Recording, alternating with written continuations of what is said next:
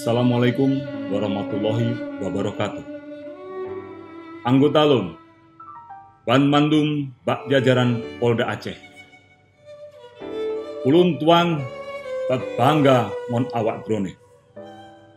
Sampai saatnya awak drone adalah para pejuang kemanusiaan di Aceh. Tak tepu tugas tanyo semakin berat. Tantangan gentanyo semakin dalam.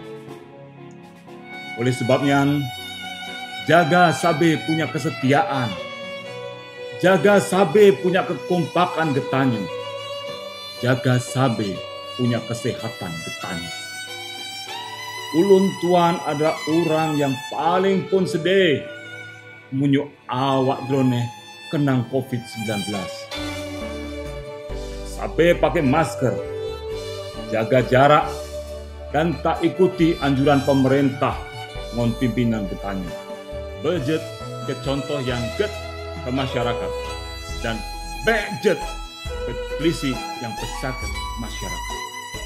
Ulun tuan Irjen Pol Dr. Andes Wahyu Widodo, Kapolda Aceh, selaku pimpinan drone akan sabe nasajan awak drone.